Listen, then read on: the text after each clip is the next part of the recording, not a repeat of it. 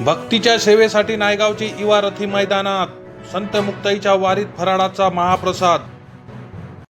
भक्तीचा महिमा आणि सेवेचा वारसा मुक्ताईनगर तालुक्यातील नायगाव येथे एक वेगळाच उत्साह पाहायला मिळाला। संत मुक्ताईच्या यात्रेसाठी पायी जाणाऱ्या हजारो वारकऱ्यांच्या सेवेसाठी नायगावचे तरुण सरसावले आहेत। सलग कित्येक वर्षापासून परंपरा जपत यंदाही युवा गुजर मंडळाने माणुसकीचं दर्शन घडवलं आहे। मुक्ताईच्या जयघोषात दुमदुमणारा मुक्ताईनगर आणि पंढरीच्या वाटेवर असलेल्या वारकऱ्यांची सेवा।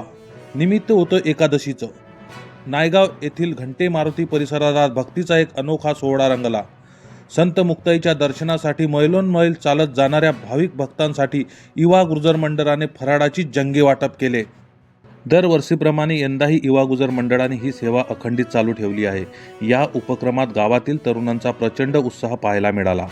ऊन पावसाची तमा न बाळगता हे तरुण भक्तांच्या सेवेसाठी तत्पर होते।